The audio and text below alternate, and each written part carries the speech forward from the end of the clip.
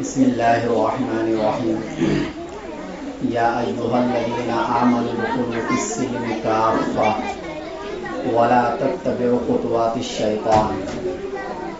وقال الله تبارك وتعالى في مقام آخر: اليوم أكملت لكم دينكم وأتممت عليكم نعمتي ورضيت لكم الإسلام دينا. وقال الله تبارك وتعالى في مقام آخر: أفرأيت من اتخذ إلهه هواه وأضله الله على علم وختم على سمعه وقلبه وجعل على بصره غشاوة. صدق اللہ العظیم. سامعین محترم اور معزز ساتھیوں، شعبان المعظم کا مہینہ چل رہا ہے اور آج سے 15 دن کے بعد انشاءاللہ رمضان المبارک کا مہینہ آ جائے گا. اللہ تعالیٰ نے ہمیں جو دین دیا وہ کامل اور مکمل دین دیا، اور جس دین کے لیے اللہ تعالیٰ نے حضرت محمد صلی اللہ علیہ وسلم کو بھیجا، ساری شریعت جس طریقے سے ہو سکتی تھی اس طریقے سے مکمل کر کے دے دیا، اور قیامت تک کے لیے یہی شریعت اب چلتی رہے گی. یہ شریعت میں کوئی تبدیلی نہیں ہونے والی ہے. جو طریقہ نبی نے کیا، جو نبی کے صحابہ نے کیا، اور پھر اس کے بعد امت کے سلف صالحین نے جن طریقے کو اپنایا، دین اسی چیز کا نام ہے. اور اسی کے بارے میں اللہ تعالیٰ قرآن کریم میں مطالبہ فرماتے ہیں کہ اے ایمان والو، تم اسلام میں پورے داخل ہو جاؤ. اسلام اسی چیز کا نام ہے جس کو آج سے 1400 سال پہلے نبی اکرم صلی اللہ علیہ وسلم مکہ کی سرزمین پر لے کر آئے تھے. اس کے علاوہ کوئی دین قابل قبول نہیں. اور پھر آگے فرمایا وَلَا تَتَّبِعُوا خُطُوَاتِ الشَّيْطَانِ، کیونکہ اسلام پر چلنے میں ہر طرف سے شیطان کی طرف سے رکاوٹیں آئیں گی. کبھی تو آپ کو چلنے ہی نہیں دیا جائے گا صحیح طریقے پر، کبھی آپ چلنے کی کوشش کریں گے لیکن اس میں کچھ ملاوٹیں آ جائیں گی، مکمل اس طریقے پر آپ نہیں کریں گے جس طریقے پر نبی یا صحابہ نے کیا. تو فرمایا وَلَا تَتَّبِعُوا خُطُوَاتِ الشَّيْطَانِ، اس بات کا خیال رکھنا اسلام پر عمل کرنے میں کہ کہیں تم شیطان کے نقش قدم کی پیروی تو نہیں کر رہے ہو. کیونکہ اسلام کے دشمن ہر زمانے میں بہت زیادہ رہے ہیں. کوئی بھی یہ نہیں چاہے گا کہ آپ اس طریقے پر عمل کر کے آپ جنت میں چلے جائیں، اور یا آپ ایک اللہ کی عبادت کریں، یا آپ رسول اللہ صلی اللہ علیہ وسلم سے محبت کریں. یہ کوئی نہیں چاہے گا. اور یہ دشمنی کوئی بعد میں شروع نہیں ہوئی. اللہ کے نبی صلی اللہ علیہ وسلم جس زمانے میں آئے اسی زمانے میں نبی کے دین کے دشمن، نبی کے طریقے کے دشمن لوگ بھی پیدا ہو گئے، اور یہ سلسلہ قیامت تک چلتا رہے گا. لیکن صحیح دین قیامت تک رہے گا، اس کی بھی ذمہ داری خود اللہ تعالیٰ نے لی ہے. اِنَّا نَحْنُ نَزَّلْنَا الذِّكْرَ وَإِنَّا لَهُ لَحَافِظُونَ، کہ ہم نے اس قرآن کو اتارا ہے، اور اس قرآن کریم کے اندر جو بھی احکام ہیں ان تمام کے حفاظت کرنے کی ذمہ داری بھی میری ہے. پتہ چلا کوئی کتنا بھی بگاڑ پیدا کر دے اسلام کے اندر، کوئی کتنا بھی اسلام کی صورتوں کو مس کر دے اور اس کے احکام میں تبدیلی پیدا کر دے، لیکن ہر زمانے میں ایسے علماء، صلحاء اور ایسے نیک متقی اور پرہیزگار لوگ پیدا ہوتے رہیں گے کہ جو کچھ اس دین میں نیا طریقہ آ گیا ہے وہ اس کی مکمل وضاحت کریں گے تاکہ صحیح طریقہ امت کے سامنے آ جائے. ایک جگہ پر قرآن کریم میں اللہ نے فرمایا اَفَرَأَيْتَ مَنِ اتَّخَذَ إِلَٰهَهُ هَوَاهُ، کہ بہت سے وہ لوگ ہیں جنہوں نے اپنی خواہش کو اپنا خدا بنا لیا. یعنی آج کل جو ہم لوگ کا دین ہے وہ اسی لیول کا ہے کہ جو خواہش میں آیا ہم نے وہ کر لیا، جو ہماری سمجھ میں نہیں آیا یا جو ہمارا دل نہیں چاہ رہا کرنے کا ہم نے وہ کام نہیں کیا۔ فرمایا وَأَظَلَّهُ اللَّهُ عَلَى عِلْمٍ، ایسا نہیں کہ ان کے پاس علم نہیں ہوگا، علم ہوگا، لیکن علم کے باوجود اللہ تعالیٰ ان کو گمراہ کر دیں گے۔ وَأَظَلَّهُ اللَّهُ عَلَى عِلْمٍ وَخَتَمَ عَلَى سَمْعِهِ وَقَلْبِهِ، اور اللہ اس کے دل پر اور اس کے کان پر مہر لگا دیں گے۔ وَجَعَلَ عَلَى بَصَرِهِ غِشَاوَةً، اور اس کی آنکھوں پر اللہ پٹی ڈال دیں گے۔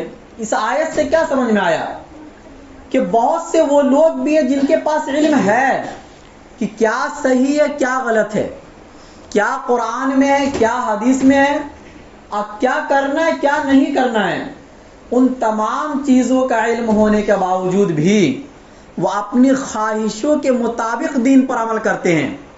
ایسے لوگوں کو علم کے باوجود بھی اللہ گمراہ کر دیتے ہیں۔ تو آدمی یہ نہ سمجھے کہ میرے پاس علم ہے میں گمراہ نہیں ہو سکتا۔ جب آدمی اپنی خواہشوں کے مطابق من چاہی زندگی گزارنے لگ جاتا ہے تو اس وقت پھر اللہ علم کے باوجود بھی، آدمی کو نماز کا پتہ ہوتا ہے، روزے کا پتہ ہوتا ہے، لیکن نماز نہ پڑھنے کے الگ الگ بہانے بنائے گا، وہ روزہ نہ رکھنے کے الگ الگ بہانے بنائے گا وہ، تو یہ علم ہونے کے باوجود بھی آدمی ان چیزوں پر عمل نہیں کر رہا ہے۔ تو اس لیے اللہ تعالیٰ سے توفیق مانگنا چاہیے۔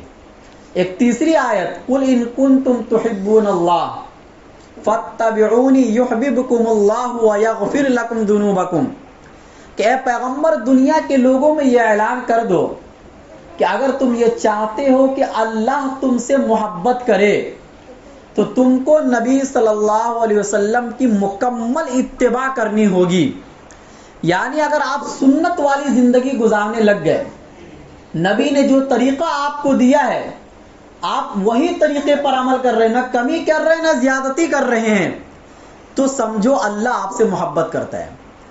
اب اس میں دونوں باتیں ہیں، جو یہ چاہے گا کہ اللہ ان سے محبت کرے وہ کسی بھی بات پر عمل کرنے سے پہلے مکمل تحقیق کرے گا کہ نبی کی سیرت میں، نبی کی زندگی میں یہ بات موجود ہے کہ نہیں ہے، کیونکہ اگر وہ بات نبی کی زندگی میں نہیں تھی اب پھر بھی آپ کر رہے ہیں اس کو دین سمجھ کر یا اسلام کا کوئی طریقہ سمجھ کے آپ کر رہے ہیں، تو اللہ آپ سے محبت نہیں کرے گا، کیونکہ اللہ محبت اسی وقت کرے گا جب آپ نبی کے سنت کے مطابق زندگی گزاریں گے۔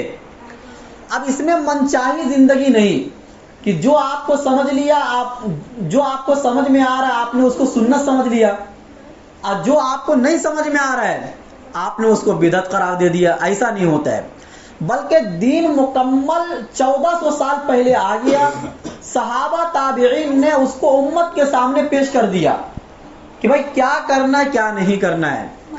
دین میں نئی باتیں پیش کرنے کا نام بدعت ہوتا ہے، اور جو چیز دین میں ثابت ہو اس کو نکال دینے کا نام الہاد ہوتا ہے۔ امت میں نہ الہاد صحیح ہے اور نہ بدعت صحیح ہے۔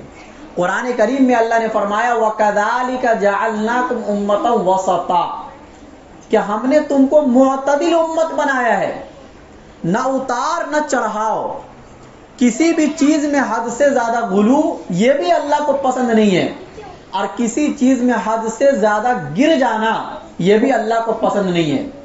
چنانچہ یہود قوم نے حد سے زیادہ تجاوز کیا جس کی وجہ سے وہ قوم گمراہ ہو گئے، اور جو نصارہ قوم ہے وہ حد سے زیادہ نیچے گر گئے، اتنا نیچے گر گئے کہ حضرت عیسیٰ علیہ السلام کو بھی خدا مان لیے، حضرت مریم کو بھی خدا مان لیے، تو اتنا زیادہ وہ گر گئے، اور غلو میں اتنی محبت میں اتنا غلو کہ اللہ تعالیٰ کے مقام تک حضرت عیسیٰ علیہ السلام کو پہنچا دیے۔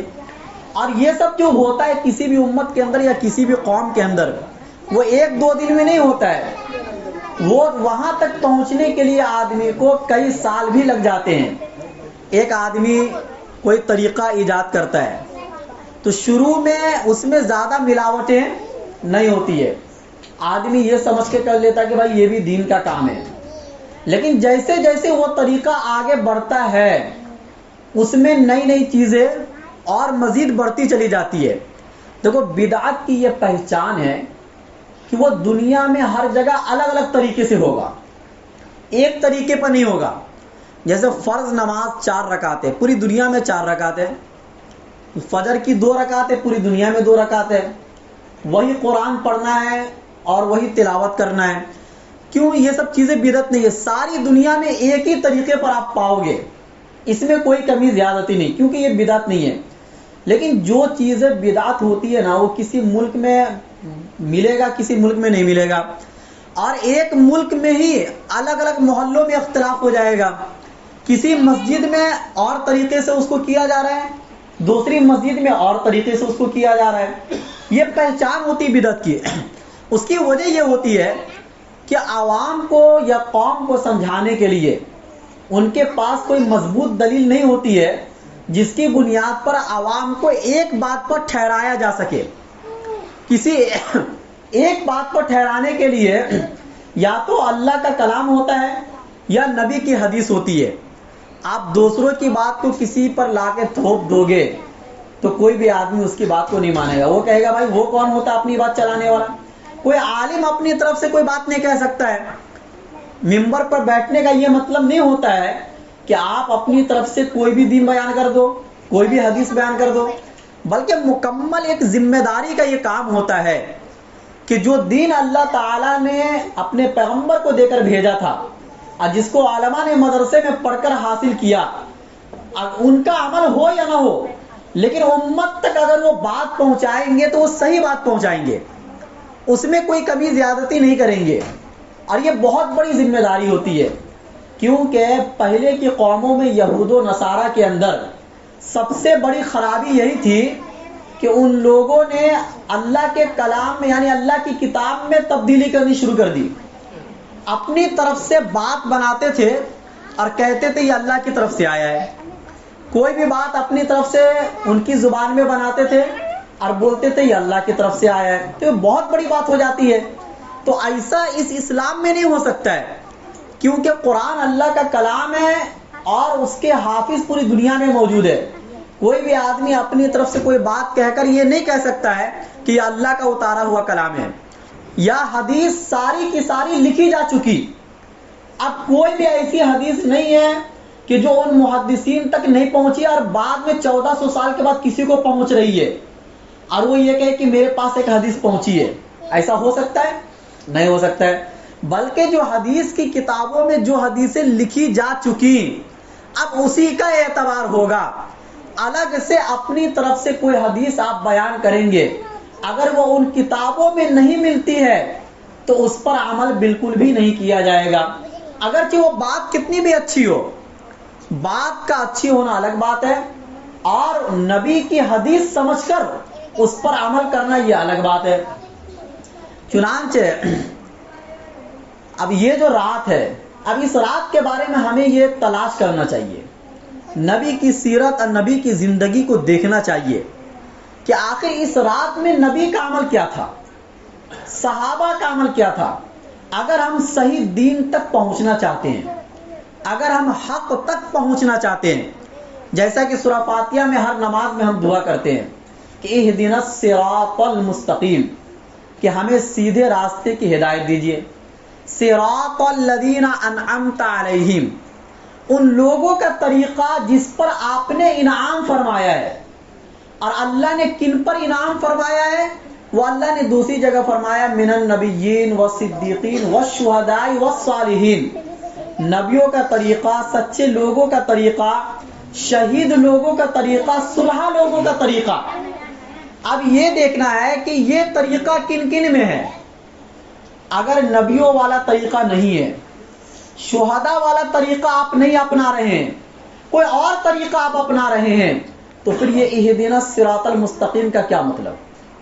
آپ جو ہر نماز میں اللہ تعالیٰ سے دعا مانگ رہے ہیں کہ آپ ہمیں سیدھے راستے کی ہدایت دیجیے، اور آپ کا عمل ان 4 لوگوں کے خلاف ہے جو اللہ نے قرآن میں بیان کیا کہ میرا انعام ان لوگوں پر ہوتا ہے، یعنی نبی اور صحابہ اور یا ان جیسے لوگ ہیں. اب ہمیں یہ دیکھنا ہے کہ اس رات کے بارے میں صحابہ کا کیا عمل تھا، تابعین کا کیا عمل تھا، یا جن کو امت نے امام مانا ہے ان لوگوں نے اپنی کتابوں میں کیا لکھا. اگر ان کی کتابوں میں وہ سب باتیں نہیں پائی جاتی جو آج ہیں تو یقیناً یہ وہ طریقہ مانا جائے گا جو قرآن اور حدیث کے خلاف ہے۔ ان طریقوں کو کرنے والا وہ یہ نہیں کہہ سکتا ہے کہ میں نبی کے طریقے پر ہوں، بلکہ جو طریقہ حدیث سے ثابت ہوگا اسی کو کہا جائے گا کہ یہ اللہ کے نبی صلی اللہ علیہ وسلم کے طریقے پر ہے۔ اب اللہ کے نبی صلی اللہ علیہ وسلم نے چند حدیثوں کے اندر اس رات کی فضیلت کو بیان کیا۔ ایک حدیث میں فرمایا اذا کان لیلۃ النصف من شعبان، کہ جب شعبان کی 15ویں رات ہوتی ہے تو نادا منادن، اللہ کی طرف سے کہ اعلان ہوتا ہے کہ حل من مستغفر فاغفر له، کہ کوئی استغفار طلب کرنے والا ہے جس کو میں معاف کر دوں، کوئی اپنے گناہوں سے توبہ کروانے کے لیے آیا ہو میں اس کے گناہوں کو معاف کر دوں، یا حل من مسترزق فارزق له، یا بعض روایت میں حل من سائل فاعطیہ، کہ کوئی مانگنے والا ہے اللہ تعالیٰ سے جس کو میں عطا کر دوں۔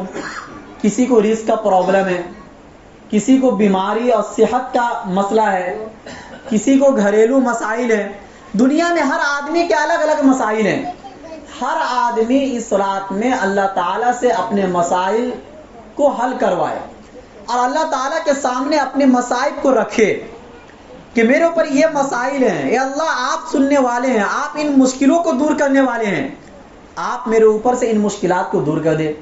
یہ اس رات کی فضیلت اللہ کے نبی صلی اللہ علیہ وسلم نے بیان فرمایا۔ ایک دو تقریباً 9 صحابہ کرام سے حدیث ہیں اور جن کو امت کے بڑے بڑے ائمہ نے تسلیم کیا ہے کہ اس رات کی فضیلت ہے۔ اب کچھ لوگ وہ ملیں گے آپ کو آپ کے محلے اور معاشرے میں جو اس رات کی فضیلت کو بالکل بھی نہیں مانتے، وہ کہتے یہ کوئی چیز ہی نہیں ہے، تو یہ بھی غلط ہے۔ اب کچھ ایسے لوگ بھی ملیں گے کہ جو حدیث میں آیا اس کے علاوہ بھی مان رہے ہیں، تو یہ طریقہ بھی غلط ہے۔ اب یہاں پر رک کے ایک چیز سمجھنا ہے کہ دیکھو کیسا ہوتا ہے کہ ہم لوگ اپنے بچوں کو اسکول کالج تو بہت پڑھاتے ہیں، لیکن عربی مدرسے کے اندر داخلہ نہیں کرواتے ہیں۔ ہونا تو یہ چاہیے کہ ہر گھر میں ایک بچہ عالم ہو تاکہ صحیح دین آپ تک پہنچ سکے۔ کون کیا کہہ رہا ہے اگر آپ کو یقین اور بھروسہ نہیں ہے تو آپ اپنے گھر کے عالم سے سوال کر سکتے تھے، اس وقت آپ کو یقین ہو جاتا۔ لیکن دور دور تک ایسا کوئی طریقہ نظر نہیں آتا ہے کہ کوئی اپنے بچے کو حافظ بنائے یا عالم بنائے۔ اگر آپ نہیں بنا سکتے تو بہرحال کسی عالم سے ہی پوچھنا پڑے گا، وہ عالم آپ کے گھر کا بھی ہو سکتا ہے، باہر کا بھی ہو سکتا ہے، جس پر آپ کو اعتماد ہو آپ ان سے سوال کریں گے۔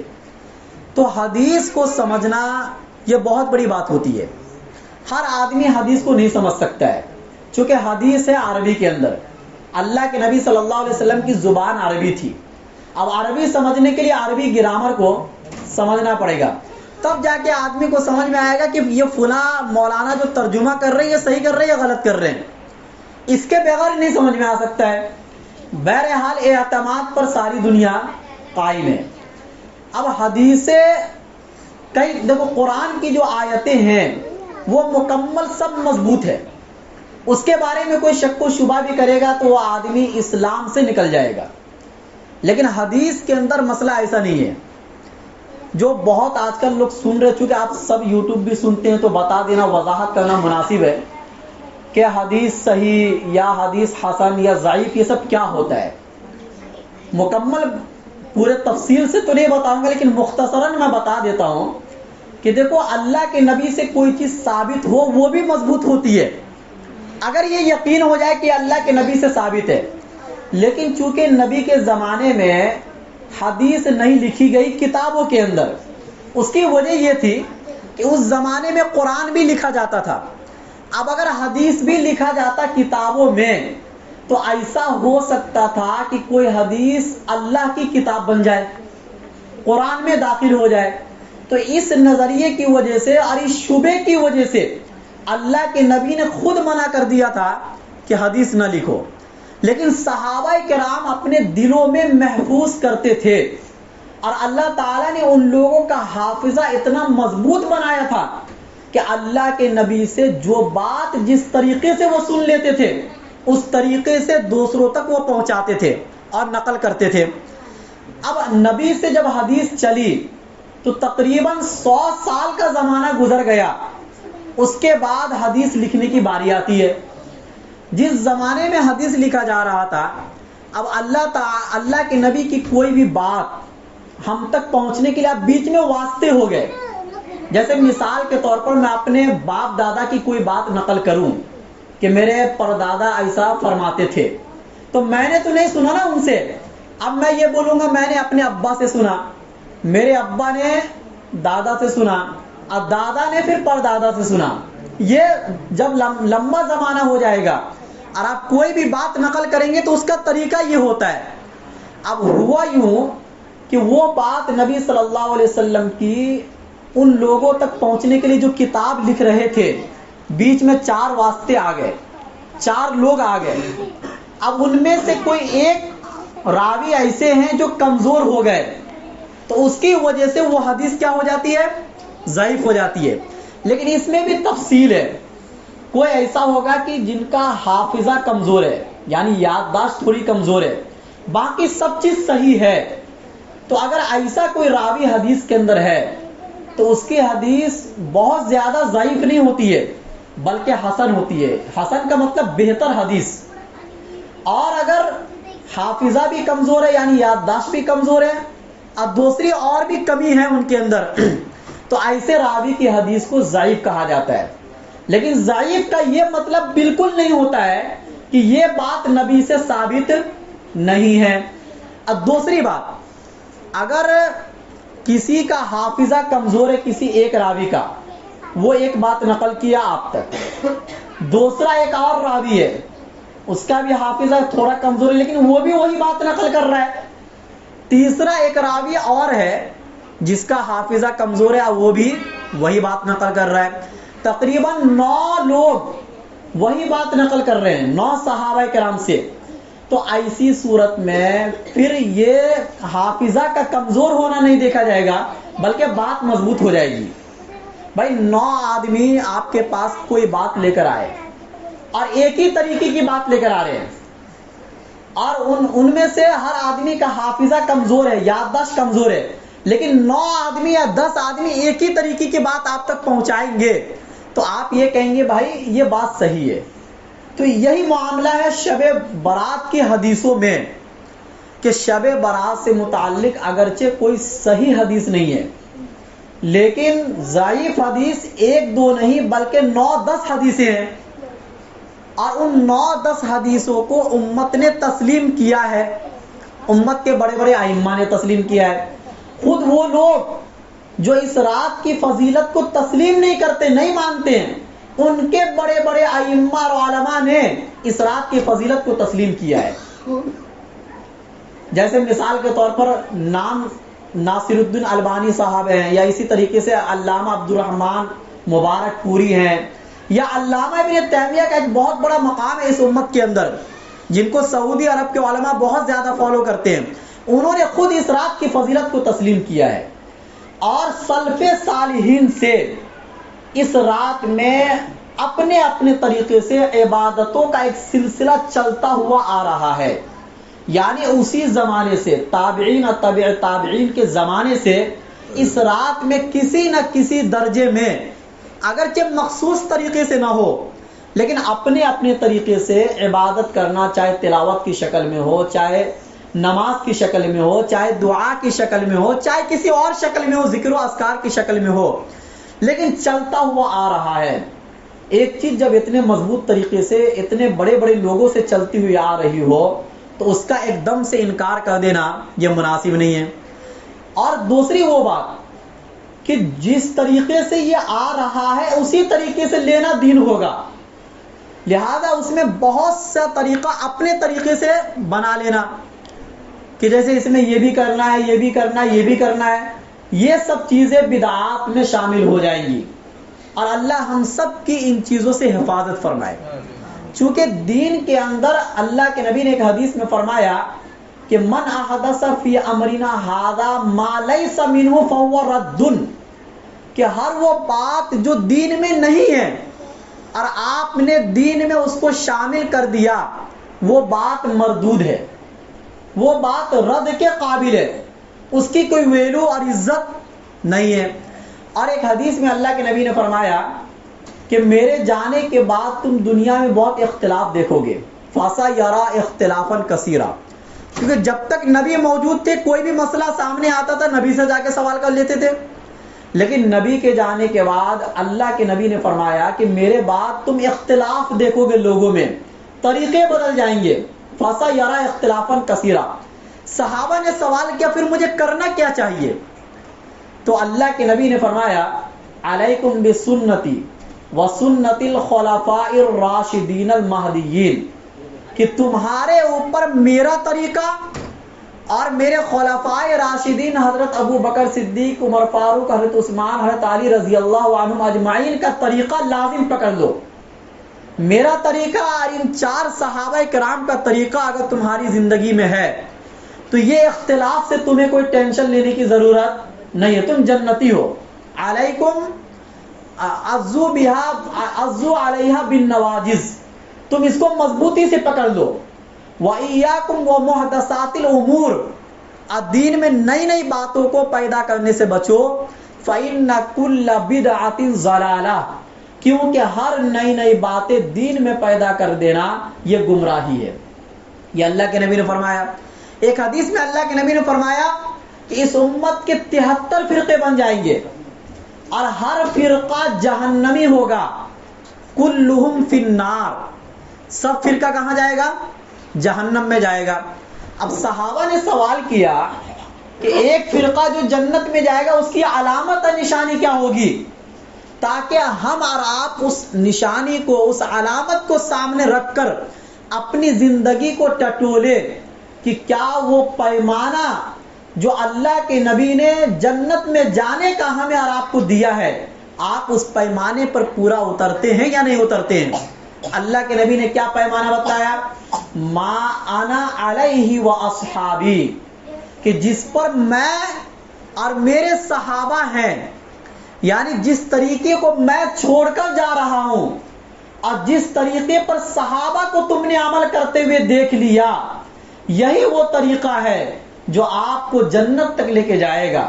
اور اس کے علاوہ جتنے بھی طریقے تم کو نظر آ رہے ہیں صحابہ سے ہٹ کر، نبی کی سنت سے ہٹ کر، وہ تمام کے تمام طریقے آپ کو جہنم تک لے کے جائیں گے۔ اب ہر آدمی اپنی زندگی میں ٹٹولے کہ بھائی جو میں کر رہا ہوں کیا یہ قرآن اور حدیث یا اجماع امت میں یہ چیز ہے یا نہیں ہے۔ اگر یہ چیز نہیں مل رہی ہے آپ کو تو کوئی برا کہے یا کوئی غلط کہے، آپ کو اللہ اور اس کے رسول کو راضی کرنے کے لیے اس کام کو چھوڑ دینا ہے۔ تحقیق کرو باتوں کی، دنیا تحقیق کی ہے، بغیر تحقیق کے کون کس کی بات کو مانتا ہے؟ آپ بغیر تحقیق کے کوئی کپڑا نہیں خریدتے ہیں، بغیر تحقیق کے آپ کھانا نہیں کھاتے ہیں، بغیر تحقیق کے بازار سے کوئی سامان نہیں لیتے ہیں، بغیر تحقیق کے آپ گوشت نہیں لیتے ہیں۔ دنیا کی کوئی ایسی چیز آپ بتلا دو جو آپ کی ضروریات زندگی میں شامل ہو اور آپ بغیر تحقیق کے ان چیزوں کو استعمال کرتے ہیں، تو جو چیز ضروریات زندگی میں ہے اس میں اتنی تحقیق ہو رہی ہے، تو جو چیز مقصد زندگی میں ہے اس میں کتنی تحقیق ہونی چاہیے؟ بھائی دین پر عمل کرنا یہ ضروریات زندگی نہیں ہے بلکہ مقصود زندگی ہے۔ زندگی کا یہی مقصد ہے، اور زندگی میں جتنی چیزیں آپ کی ضروریات کی نظر آ رہی ہیں یہ سب کے سب آپ کو مقصد کو چلانے کے لیے ہے۔ مقصد آپ کا اصل دین پر عمل کرنا ہے۔ اور یہ کھانا جو آپ کھا رہے ہیں یا پانی جو آپ پی رہے ہیں اور اللہ نے جو مفت میں آپ کو دیا ہے، یہ صرف کھانے کے لیے یا پینے کے لیے نہیں دیا ہے۔ کھاؤ پیو مزے کرو ایسا نہیں ہے، یہ تو جنت میں ہوگا، کھاؤ پیو اور مزے کرو۔ دنیا میں یہ کھانا ایک لقمہ جو آپ کو اللہ دے رہے ہیں یا ایک گھونٹ ٹھنڈا پانی کا جو آپ کو اللہ دے رہے ہیں، اس کے بدلے اللہ چاہ رہے کہ آپ دین پر عمل کرو۔ یہ ہے مقصد زندگی۔ اصل جو زندگی کا مقصد ہے وہ یہ ہے، لیکن مقصد زندگی پر عمل کرنے کے لیے آپ کسی بھی طریقے سے کوئی تحقیق نہیں کرتے ہیں، عالموں سے سوال نہیں کرتے ہیں. آدمی نماز پڑھ رہا ہے لیکن نماز کا طریقہ اس کو معلوم نہیں. روزہ رکھ رہا، کن چیزوں سے روزہ ٹوٹتا ہے، کن چیزوں سے نہیں ٹوٹتا ہے. یہ سب اپنے طریقے سے لوگ عمل کر رہے ہیں کہ عقل میں یہ بات آ رہی ہے تو یہ کرنا چاہیے، عقل میں یہ بات نہیں آ رہی تو نہیں کرنا چاہیے. بہرحال بدعات ایک ایسی چیز ہے کہ آدمی اگر گناہ کبیرہ میں شامل ہو تو ایک وقت ایسا آئے گا کہ وہ گناہ کبیرہ سے توبہ کر لے گا. اس لیے کہ آدمی جب گناہ کرتا ہے تو گناہ کو گناہ سمجھتا ہے. ایک آدمی نماز چھوڑتا ہے، اس کو معلوم ہے کہ میں غلط کر رہا ہوں، تو کسی نہ کسی دن وہ توبہ کر لے گا. ایک آدمی شراب پی رہا، اس کو معلوم ہے کہ اسلام میں یہ چیز صحیح نہیں ہے. یعنی عام طور سے جو بڑی بڑی باتیں ہیں وہ ہر مسلمان کو معلوم ہے، کسی سے ڈھکی چھپی نہیں ہے. تو گناہ کبیرہ کا مرتکب آدمی کسی نہ کسی دن توبہ کر لے گا کہ میں غلطی پر ہوں. لیکن جو بدعات میں ایک مرتبہ شامل ہو جاتا ہے وہ اپنی پوری زندگی توبہ نہیں کر سکتا، اس لیے کہ اسے یہ معلوم ہے کہ میں جو کام کر رہا ہوں یہ دین میں موجود ہے. تو جو آدمی غلط طریقہ دین سمجھ کر کرے گا، بتاؤ کبھی وہ آدمی توبہ کرے گا؟ اللہ نے فرمایا قُلْ هَلْ نُنَبِّئُكُمْ بِالْأَخْسَرِينَ أَعْمَالًا، کیا میں تم کو بتلاؤں کہ اعمال کے اعتبار سے قیامت کے دن سب سے زیادہ نقصان اٹھانے والے کون لوگ ہوں گے؟ یعنی ایک آدمی دنیا میں بہت کچھ کر کے گیا لیکن قیامت کے دن وہ سب سے زیادہ نقصان اٹھانے والا ہوگا. الذین ضل سعیہم فی الحیات الدنیا، اس کی ساری کوششیں دنیاوی زندگی کی جو بھی تھی وہ سب ختم ہو جائیں گی. یعنی وہ آدمی ایسا نہیں کہ مطلب دین کے معاملے میں کوئی سستی یا کمی یا کوتاہی کرتا رہا ہو، بلکہ دین میں بڑھ چڑھ کر اس نے حصہ لیا، لیکن یہ اس کا بڑھ چڑھ کر حصہ لینا بھی اکارت چلا جائے گا، بیکار چلا جائے گا. کون لوگ ہوں گے؟ وَهُمْ يَحْسَبُونَ أَنَّهُمْ يُحْسِنُونَ صُنْعًا، کہ جو غلط طریقہ کرتے تھے لیکن انہیں یہ لگتا تھا کہ میں صحیح کر رہا ہوں. جو غلط طریقہ کرتے تھے اور انہیں یہ لگتا ہے کہ میں صحیح کر رہا ہوں. اگر آپ غلط دوا کھا لیں گے یا غلط انجیکشن اگر ڈاکٹر نے آپ کو دے دیا تو زیادہ سے زیادہ یہ ہوگا کہ آپ دنیا سے چلے جائیں گے. لیکن اگر قیامت کے دن آپ کو پتا چلا کہ دنیا میں جو کچھ بھی کیا وہ سب غلط تھا حالانکہ میں صحیح سمجھ رہا تھا، تو وہاں کا آپ کو افسوس ہونا کوئی فائدہ مند ہوگا؟ کیونکہ وہاں دوبارہ موت بھی نہیں آئے گی. اب وہ لامحدود زندگی جس کی کوئی انتہا نہیں ہے، اس زندگی میں آپ کو ہمیشہ ہمیشہ رہنا ہے. ایک حدیث کے اندر اللہ کے نبی صلی اللہ علیہ وسلم نے فرمایا کہ اللہ کے نبی حوض کوثر پر ہوں گے، سب آ رہے ہوں گے پانی پینے کے لیے، تو ایک جماعت آئے گی اچانک سے اور اللہ کے نبی اپنی امت کو پہچانیں گے ان کے اعضائے وضو سے. یعنی وضو کے جو اعضاء ہیں وہ چمکتے ہوئے ہوں گے، اس سے پہچان لیں گے. ان کے اعضاء بھی چمک رہے ہوں گے چونکہ وہ نماز پڑھتے تھے تو اعضاء چمک رہے ہوں گے. اچانک فرشتے ان کو دھکا مار کر پیچھے کر دیں گے. اللہ کے نبی صلی اللہ علیہ وسلم فرمائیں گے یہ تو میری امت ہے، آپ نے ان کو پیچھے کیوں کر دیا؟ کیونکہ میں نے تو وہ علامت جو میں دنیا میں بتا کر آیا تھا اس سے میں سمجھ لیا ان کو کہ یہ میری امت کے لوگ ہیں.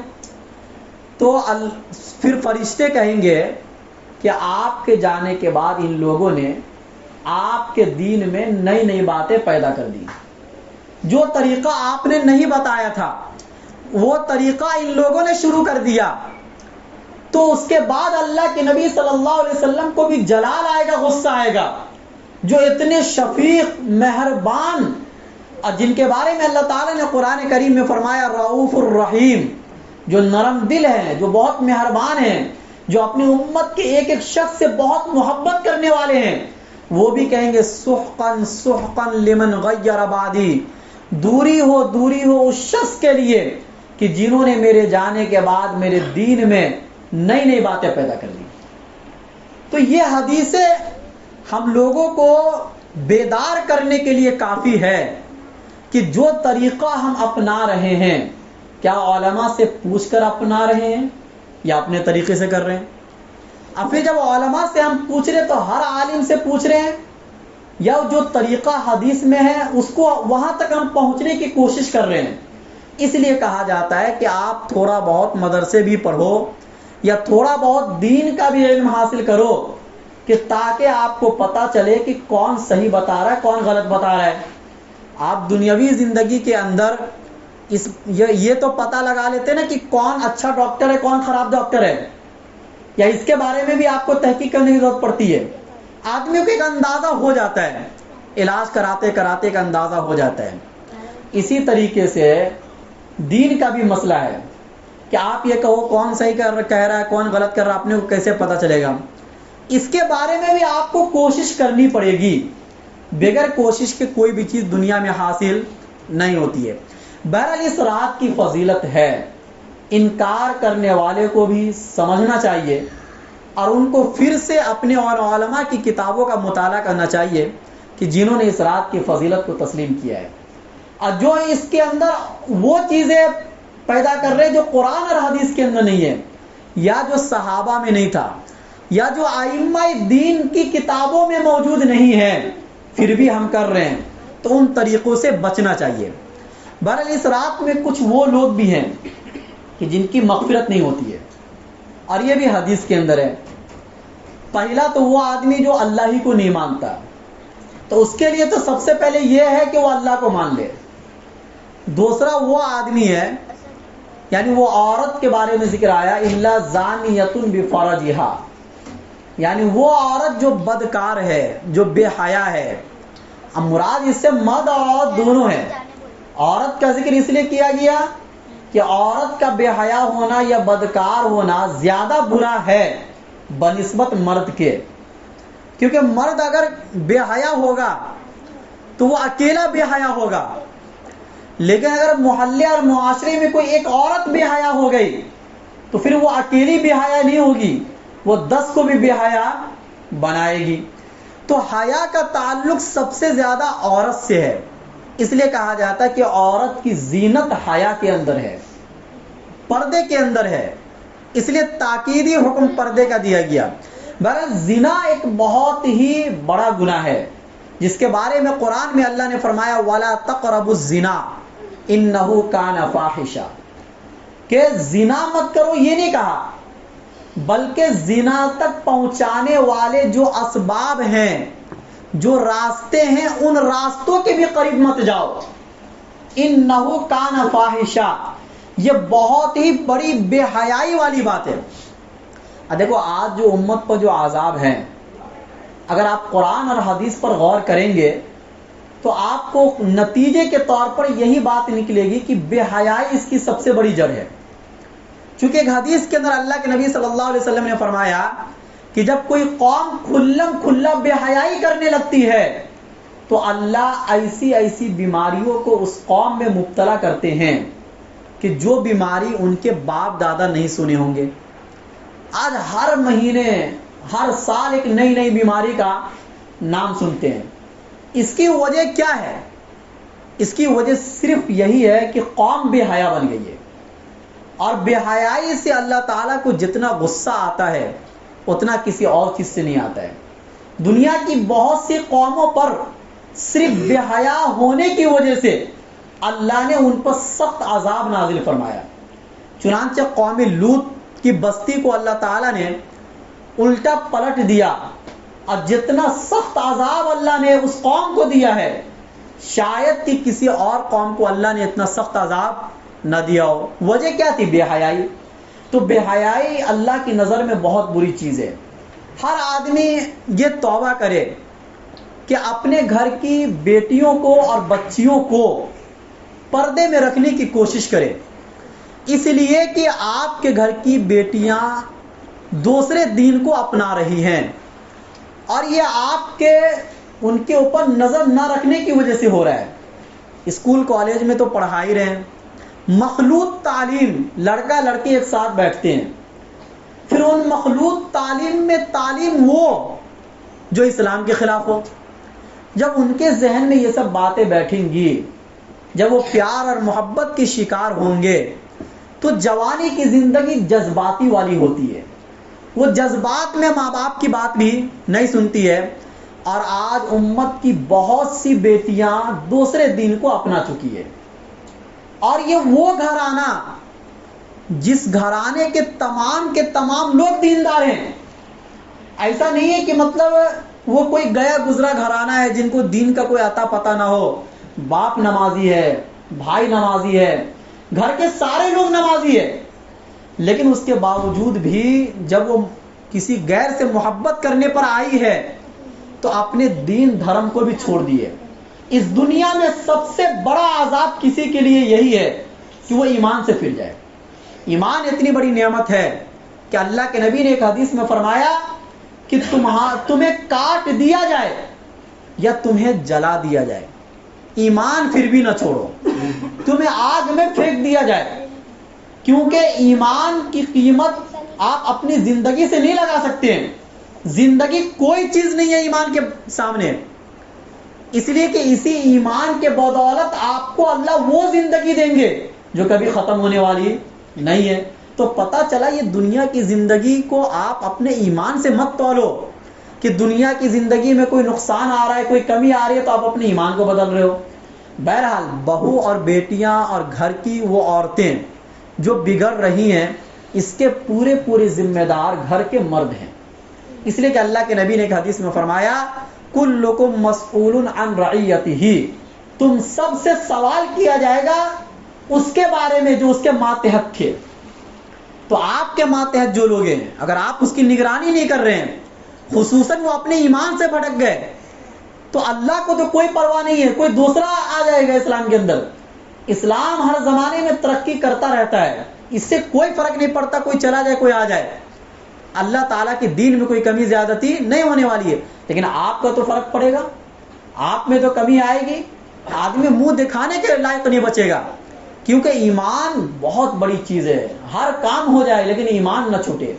بہرحال الا زانیۃ بفرجہا، دوسرے جو اللہ کے نبی صلی اللہ علیہ وسلم نے فرمایا مشاہن آدمی، مشاہن کا مطلب یہ ہوتا ہے کہ جس کے دل میں بغض، حسد، کینہ ہو، یعنی ایسا دو شخص کہ جو آپس میں ایک دوسرے سے دشمنی رکھتے ہیں، تو اللہ تعالیٰ یہ فرماتے ہیں کہ ان کو رہنے دو، جب یہ صلح کر لیں گے، اتفاق کر لیں گے، تو اس کے بعد ان کی بھی بخشش ہو جائے گی۔ پتہ چلا یہ بھی گناہ کبیرہ میں ہے۔ اچھا، اپنے معاشرے میں کچھ چیزیں ایسی ہیں جو عام طور سے پائی جاتی ہیں لیکن لوگ اس کو گناہ نہیں سمجھتے ہیں، جیسے جھوٹ بولنا، غیبت کرنا، چغلی کرنا، یہ سب وہ باتیں ہیں جو اسی طریقے سے بڑا گناہ ہے جس طریقے سے شراب پینا یا زنا کرنا۔ یہ سب جس طرح اس کو معاشرے میں غلط سمجھا جاتا ہے، یہ چیزیں بھی اتنی ہی بڑی گناہ کی چیزیں ہیں، اور اس کی وجہ سے آدمی جہنم میں چلا جائے گا۔ یہ اس وقت ہوتا ہے جب آپ کے دل کی اصلاح نہیں ہوتی ہے، جب آپ کا دل اندر سے بہت کالا ہو چکا ہوتا ہے، جب آپ کا دل اللہ سے بہت دور ہو چکا ہوتا ہے، جب آپ اللہ سے محبت نہیں کرتے ہیں اور نبی کی زندگی سے بہت دور جا چکے ہوتے ہیں، اس وقت آپ یہ سب کام کرتے ہیں۔ تو آدمی کو ان گناہوں کا بھی خیال رکھنا چاہیے کہ یہ سب گناہ ہماری زندگی میں نہیں ہونے چاہیے۔ تیسرا جو آدمی ہے وہ یہ ہے کہ قاتل نفس، یعنی ایک آدمی نے کسی کا قتل کر دیا۔ تو قتل کرنا اتنا بڑا گناہ ہے کہ اللہ تعالیٰ نے ایک جگہ پر فرمایا وَمَن يَقْتُلْ مُؤْمِنًا مُتَعَمِّدًا فَجَزَاؤُهُ جَهَنَّمُ خَالِدًا فِيهَا وَغَضِبَ اللَّهُ عَلَيْهِ وَلَعَنَهُ وَأَعَدَّ لَهُ جَهَنَّمَ۔ یعنی اللہ نے کیا فرمایا کہ ایک آدمی اگر کسی کو جان بوجھ کر قتل کر دے گا تو اس کی سزا فجزاء جہنم، سب سے پہلے جہنم میں جائے گا، اللہ کا غضب اس کے اوپر آئے گا اور اللہ کی لعنت اس کے اوپر ہوگی اور وہ ہمیشہ ہمیشہ رہے گا۔ یہ قرآن کی آیت ہے۔ ایک آدمی کو زندگی بخشنا اللہ کی نظر میں ایسا ہے جیسے کہ پوری انسانیت کو آپ نے زندگی بخش دی۔ اور ایک آدمی کا قتل کرنا اسلام کی یا قرآن کی نظر میں اتنا بڑا گناہ ہے گویا کہ آپ نے پوری انسانیت کا قتل کر دیا. وَمَنْ أَحْيَاهَا فَكَأَنَّمَا أَحْيَا النَّاسَ جَمِيعًا. یہ قرآن کریم کی آیت ہے کہ جس نے ایک آدمی کو زندہ کر دیا یا ایک آدمی کی جان بچا لیا کسی بھی طریقے سے تو یہ سمجھو اس نے پوری انسانیت کی جان بچا لیا. اور یہاں پر اللہ تعالیٰ نے ناس کا لفظ فرمایا. ایمان والے کی بات نہیں ہو رہی ہے، چاہے وہ ایمان والا ہو یا غیر ایمان والا ہو، آپ کسی کی بھی جان بچا لیں گے تو آپ کو گویا کہ یہ اجر و ثواب ملے گا. تو قرآن کریم پوری انسانیت کی بات کرتا ہے، صرف ایمان والوں کی بات نہیں کرتا ہے. جو آج بہت سارے اعتراضات ہوتے ہیں کہ قرآن میں یہ ہے یہ ہے یہ ہے، وہی قرآن ہمیں یہ تعلیم دیتا ہے کہ انسانیت کو بچانا یہ کتنا بڑا کام ہے. تو بہرحال ان گناہوں سے اللہ تعالی ہمیں بچائے کہ جن گناہوں کی وجہ سے مخصوص راتوں میں بھی اللہ آپ کو بخشتے نہیں ہے. اور اسی طریقے سے ماں باپ کا نافرمان آدمی یا اسی طریقے سے اپنے ٹخنوں سے نیچے پائجامے کو لٹکانے والا، یہ بھی آج مسلمانوں میں بہت عام ہو گیا ہے، بلکہ یہ لوگوں کو معلوم ہی نہیں ہے کہ یہ گناہ کا کام ہے. اور یہ اتنا بڑا گناہ کا کام ہے کہ ایک حدیث میں اللہ کے نبی صلی اللہ علیہ وسلم نے فرمایا کہ قیامت کے دن اللہ تعالیٰ اس کی طرف نظر رحمت بھی نہیں کریں گے. ایک ہوتا ہے کہ اللہ نظر کر لیں گے تو کچھ بخشش کی امید ہے، ایک یہ کہ اللہ ان کی طرف نظر رحمت بھی نہیں کریں گے، اللہ اس کو معاف نہیں فرمائیں گے. اب ہو رہا ہے ایسا کہ عورت کو ٹخنوں سے نیچے اپنا کپڑا رکھنا چاہیے تو ان کے کپڑے ٹخنوں سے اوپر جا رہے ہیں، بلکہ گھٹنے سے بھی اوپر جا رہے ہیں. اور جن کو ٹخنوں سے اوپر رکھنا چاہیے ان کے پورے پیر سے باہر جا رہے ہیں. تو یہ الٹ والی زندگی ہو گئی ہے. اور یہ آیا غیروں کے طریقے سے، چونکہ غیر میں کوئی اصول نہیں ہے، ان کو زندگی کیسے چلنا، ان کو تو عیاشی چاہیے نا. اور عیاشی اسی میں ہے کہ بھائی عورت کو ننگے کر دو اور مرد کو فل لباس میں رکھ دو. تو ان کو تو عیاشی چاہیے. عیاشی کے جتنے بھی سامان ہوں گے وہ سب عورتوں کے لیے بنیں گے، مردوں کے لیے تھوڑی نہ بنیں گے. لیکن قوم نے اس چیز کو سمجھا نہیں. اب انہوں نے یہ سمجھا کہ یہ ہمارے فائدے کے لیے ہے.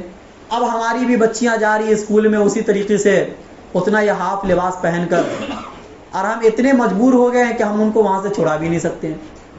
تو یہ غلامی والی زندگی کو چھوڑو، اللہ کے غلام بنو گے ہر کام آسان ہو جائے گا. غیروں کے غلام بنو گے دنیا کا ہر کام آپ کے لیے مشکل ہو جائے گا. یا ایھا الناس اعبدوا ربکم الذی خلقکم، اے لوگو تم اس پروردگار کی غلامی اختیار کرو کہ جس نے تم کو پیدا کیا ہے. تو جس نے آپ کو پیدا کیا اور ہماری زندگی جن کے ہاتھ میں ہے، کل زندہ رہیں گے یا نہیں رہیں گے یہ اللہ کو معلوم، اور اللہ کے اختیار میں یہ ہماری زندگی ہے. آپ ان کے غلام بنو تو یہ اچھا لگے گا. لیکن غیروں کے اگر آپ غلام بنو گے تو دنیا میں کوئی بھی آپ کو نہیں پوچھے گا. اللہ تعالی ہم سب کو کہنے سننے سے زیادہ عمل کرنے کی توفیق نصیب فرمائے، اور بدعات و خرافات سے ہم سب کی حفاظت فرمائے. اور جو بھی ہمیں کام کرنا ہے ان تمام کاموں کی مکمل تحقیق کرنے کے بعد ہی وہ کام کرے. اللہ دین کی مکمل سمجھ عطا فرمائے. وآخر دعوانا الحمدللہ رب العالمین. دعا کریں. بسم اللہ الرحمن الرحیم. اللهم صل علی محمد وعلى آل محمد كما صليت على ابراہیم وعلى آل ابراہیم انك حمید مجید.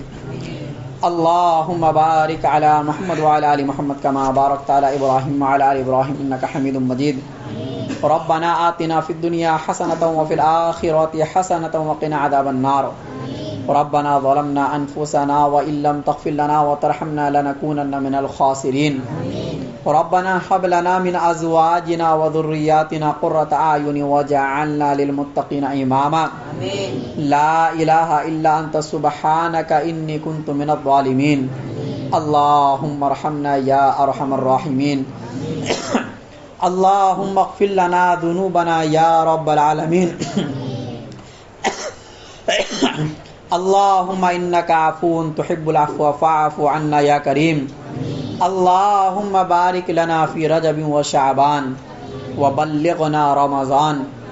اللهم بارك لنا في رجب وشعبان وبلغنا رمضان اللهم اغفر لحينا وميتنا وشاهدنا وغائبنا وصغيرنا وكبيرنا وذكرنا وانثانا اللهم من احييته منا فاحيه على الاسلام ومن توفیته منا فتوفه على الایمان. اللہ ہم گنہگار ہیں تو ہمارے گناہوں کو معاف فرما, ہماری غلطیوں کو درگزر فرما.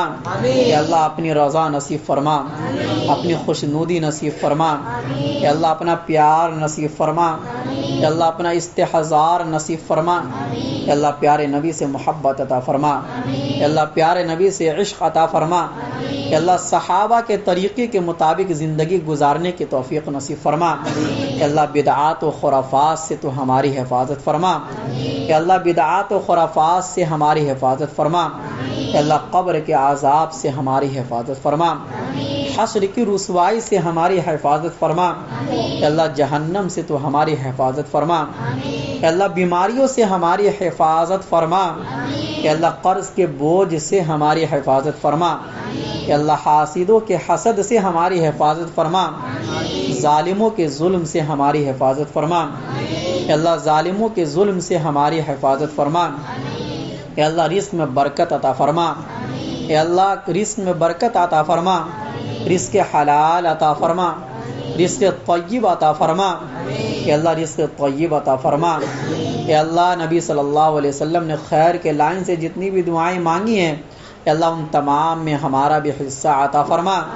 اے اللہ جن شرور و فتن سے پناہ چاہی ہے ان سب سے ہماری بھی حفاظت فرما. کہ اللہ ہر ایسے کام کرنے کی توفیق نصیب فرما جس سے آپ راضی ہو جاتے ہیں.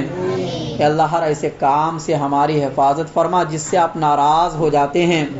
کہ اللہ ناراضگی والے کام سے ہماری حفاظت فرما.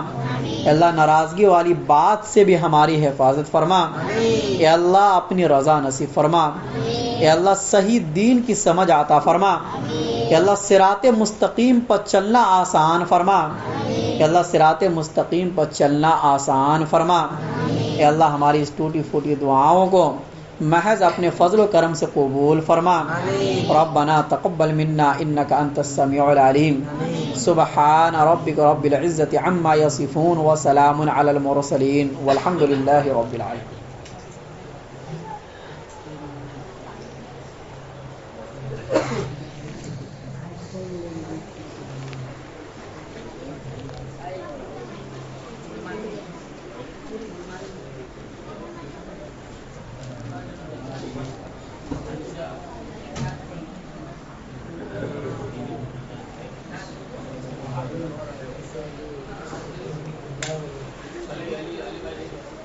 بانٹو.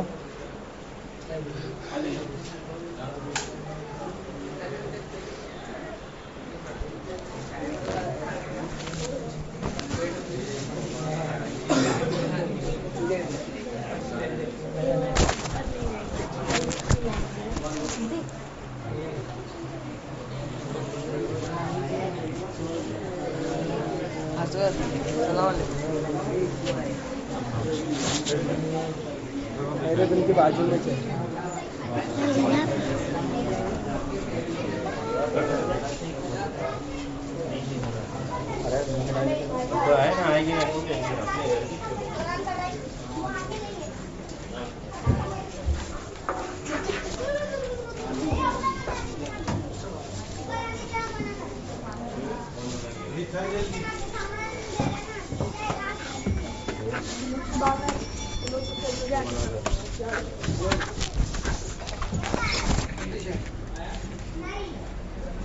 کس کو بلا رہے ہیں؟